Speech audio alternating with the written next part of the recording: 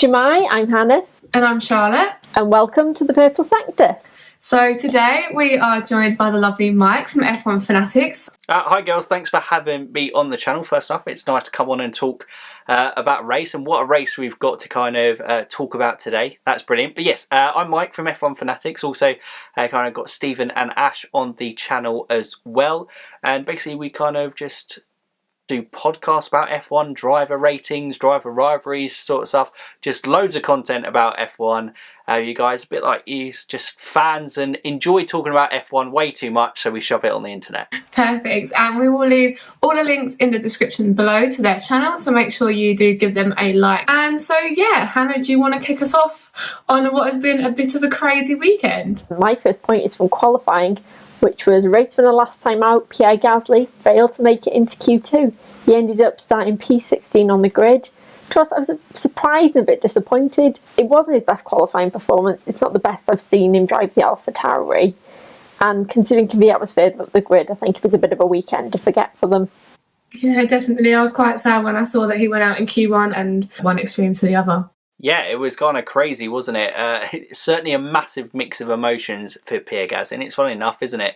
You know, as he got that win last week in Monza, but the last two qualifying sessions, he actually has been outperformed by Kvyat, although he'd beaten him at every other qualifying session to date. So I think, to be fair with Pierre, it was just one bad day at the office. It's a new track. I don't think it's like a major issue for Pierre. Just wasn't on it this weekend for whatever reason.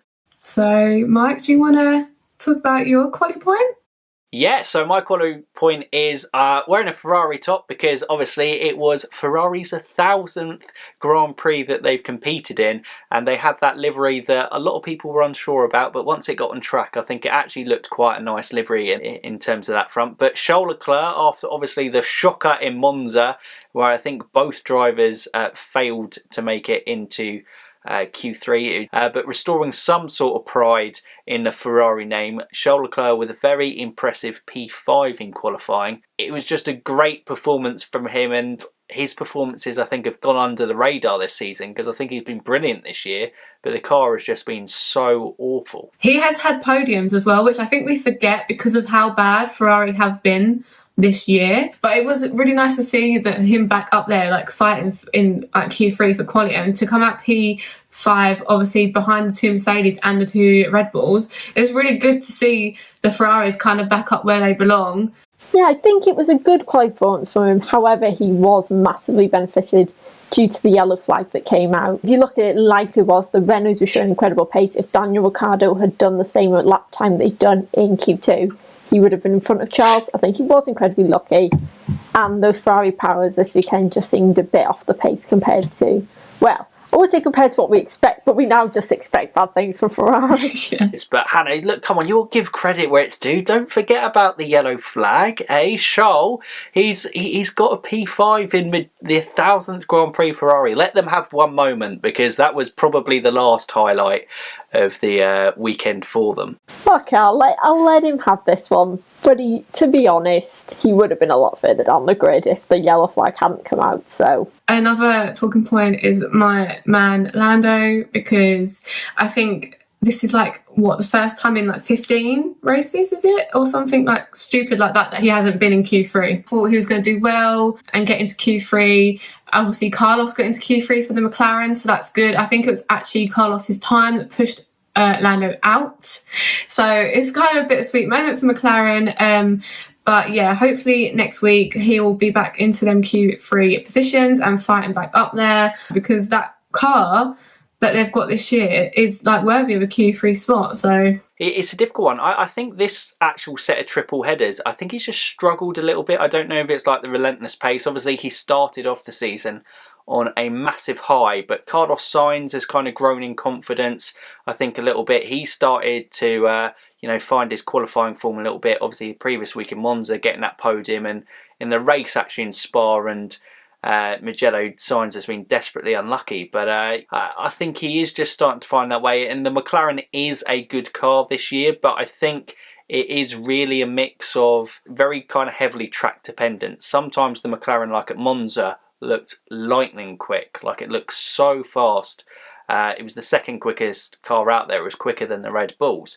But then we go to this weekend, and then it's now back towards the end. It looks slower than the Renaults and the Racing Points again. So, kind of judging from the interviews McLaren gave before the weekend started, they were not massively optimistic about their chances at Mugello.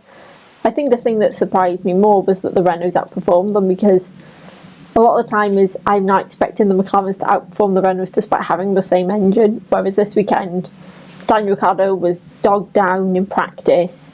I was expecting, to be honest, the Renaults not to get into Q3, and then he put in a blinding performance, whereas the McLarens didn't seem to have as big of a jump. I think because Lando's now P4 in the championship, everyone just thinks Lando has absolutely smashed Carlos Sainz all this year, and it's actually been a lot closer than we think. Obviously Lando got the podium in Austria, which was really great, but then Carlos has had some really bad luck with like DNFs and his tyres and Silverstone, so it's not just been it's not been the Lando show at McLaren, definitely not. Who wants to talk about race first? Shall I start before the controversial one? I think it's the best place to start, Hannah, definitely on this one. It was a crazy race, wasn't it? After Monza, we thought that was probably going to be our fill for drama for the year, and then this happens. We had 2 red flags. We've had 3 red flags in the past 2 races, and previously there'd been no red flags since 2017. Most of the time it's been yellow flag to safety car. We had a very dramatic standing start on the second time round, and on the first time round, however, there was chaos, shall we say, with Bottas, who was leading at the time, and he was swerving a lot, I thought, to try and bunch the pack together. And eventually, further back, it just resulted in a massive concertina effect, with Giovinazzi slamming into the back of Magnussen and Sainz slamming into the back of the Alpha of Giovinazzi, causing a massive crash on the pit straight that also took poor Nicholas Latifi out. An argument over whose fault it was, because a lot of people are saying is Ocon, Kvyat and Russell all try and back up as well to kind of get the space, they accelerate and then back off. Who do you think the fault lies with for this race restart? Well, first of all, obviously you have to say is thank God none of them were seriously harmed. I think it was Giovinazzi's car that like mounted over the top of it was like mid-air. It looked like it almost went into a flip. Massive incident on that restart. So yeah, I'm not sure. I just think it was one of those unfortunate ones. If you're going to have the safety car restart at the start finish line, the guys at the back can only see the green light and they react to the green light rather than the cars in front of them, where obviously in the middle and at the start they're reacting to the cars in front of them. So it was a little bit awkward because they saw green, so they thought it was okay, but obviously, like you said, Bottas backed it up so much. I was very conflicted on it at the time because when I saw, like Hannah, I agree with you, Bottas was really swerving to get them like some heat into them tyres. Like there was one point I thought he was actually going to crash into Lewis. He was bunching up the pack, but then also them lights, them green flag lights, if you're at the back, that's all you can see, like you said, Mike. So it's really hard because obviously you need to show the green flag lights to say that you can go. But when the back of the pack can only see them green flag lights, you're going to get something like that. And we saw so many safety car restarts in F2 and F3, and we didn't see an incident like that. So I don't really know who is to blame. I have someone to blame. And funny enough, it's not actually Bottas. I blame the FIA. Yeah. For 2 reasons. I think there needs to be stricter guidance on what you can and can't do on a safety car restart. But also, it was something I noticed in some of the junior Formula races with DRS. Why is the start-finish line so far up the start-finish straight? As it should be towards the back end of the corner where it is on most other tracks. For some reason, Mugello's got it so far forward. The FIA, they seem to have weird rules for certain things, like radios on the formation lap, but yet don't seem to have a lot of guidance in these kinds of situations. Well, obviously, it used to be back at the safety car line, didn't it? Which was basically at the entrance of the pit lane. So as soon as the safety car went out, I think Lewis was complaining about this is what happens when you turn the safety car lights out so late on in things. And I just think, yeah, it's got to be probably earlier in the straight, although it doesn't necessarily lead to maybe exciting safety car restarts. At the end of the day, the safety of the drivers has got to be paramount. And if you're relying on safety car restarts to be your exciting part of the race, there's probably a more deep-rooted problem in the sport than just where you start on a safety car. Mike, do you want to talk about your point of the race? If people have watched F1 Fanatics, then they will know that this season we've been quite critical of Alexander Albon. But he's been improving, and today Red Bull had a really good race car, and as soon as Max Verstappen was out of the race from lap 1, but it was a huge opportunity for Alex Albon. It was tough because most of the race there, and he probably needed that last red flag to be able to secure that podium, though he was showing good pace on the medium tyres.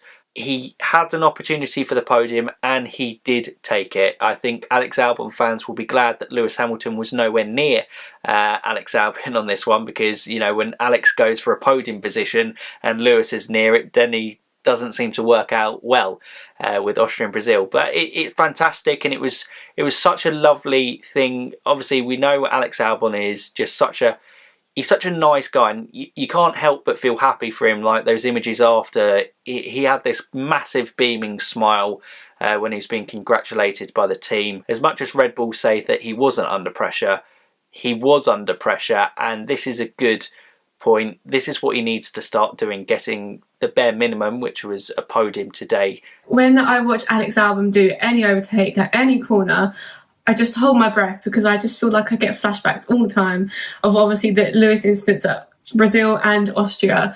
So yeah, I'm just really happy that he got the podium. I did really want to see Danny Rick up there, because I just want to see him back on the podium where he, like I've said it before on here, that he just needs like one good weekend where there's no bad luck, he performs really well, and I think this weekend he did. He qualified in P4, which is probably one of his best qualifyings of this whole season, and then to get his first podium, I think he had a really good weekend and he thoroughly deserves it. I'm not gonna lie, if anyone was out there and wasn't rooting for Alex Albon, they were probably heartless. The only kind of criticism I've got of Alex is those restarts were awful.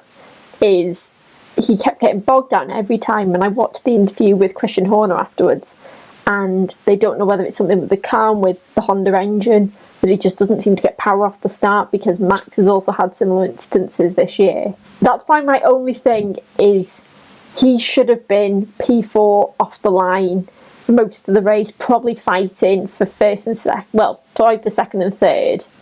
He shouldn't have had to fight his way up the field. However, the overtakes he did were just class. I couldn't have been prouder of him, and it was lovely seeing how proud like Lando was of him doing well. And hopefully now it'll make him feel more comfortable in the team. Like Christian Horner's boy criticised him slightly for being too nice. I don't necessarily think that's a bad thing, but I think when you've got Max Verstappen as a teammate, you maybe do need to get your elbows out a bit more. But I think the big test for me for the next race will be, how far is he off Max Verstappen? If Max Verstappen had been in this race, Max would have got the podium, and that's got to be his biggest hurdle, because ultimately the only person you can accurately compare him to is Max, because they're teammates. Everyone else has different factors involved. He needs to at some point beat Max on merit. I think I'm going to go along the same sort of line of the last year's rookies, and my point is about George Russell. I was so sad when he didn't get that 1 point for Williams. I honestly thought that he could have got it. I think everyone on Twitter thought that he could have got it. I mean, at one point he was in the DRS zone on Seb.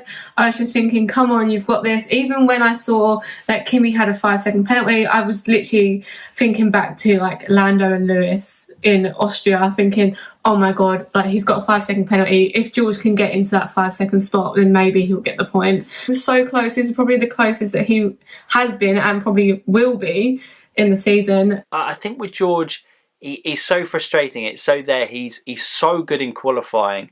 And he really has pulled out some amazing performances in qualifying, but actually when he's had the opportunities in the race, he hasn't necessarily taken advantage of them, more like Nicholas Latifi has. Actually, I'd say Nicholas Latifi probably over the season, considering that Latifi's a rookie, has probably not been better than Russell. George, we obviously hold high standards for him, but I've been very impressed by Latifi's kind of performances, that he's slowly progressed and improved in races. George, he's unlucky. If we don't have that last red flag, I think that he finishes in the points this week, because I think, you know, 9th he was quite comfortably managing and controlling. but he had that chance. You know, that's where you've got to kind of maybe be a little bit harsh on George and go from here. The points and opportunities in that Williams are very few and far between, and today was a big shot and a big chance for him. But look, he's super talented. He's going to have an amazing future within the sport, I'm sure of it. But it was, just out of reach for him today. It'll be the one that got away from him. He was doing so well. He was keeping Seb behind him. Initially, the commentators thought, before the second red flag, Seb's going to catch him. Seb's going to overtake him. No, he built the gap up. He was doing so well. He was in ninth. Then the second red flag happened. And I watched that restart. I don't even know it. You just get so bogged down and you just see them all slowly go past. It's like, have you seen the video of when Kubica goes past him and they put the funeral music on it? I feel like this is the sequel to it. People think, he's had a season. But he had a season at the back where he virtually raced nobody. It was just a back marker. All he really had to most of them races was get out of the way for people because there were blue flags. He wasn't dicing up against other drivers. And I think this season it does show maybe where some of us thought he was Mercedes ready instantly, but he does actually have a little bit of growing left to do, and hopefully with the Williams being now more competitive, you'll get that chance to kind of fight more up the field and hone his racecraft. I just want Williams to get a point. Like, it's just so horrible to keep seeing them on 0 points. But so, looking into not next weekend, the weekend after, we head to Sochi for probably a boring race. It's Sochi.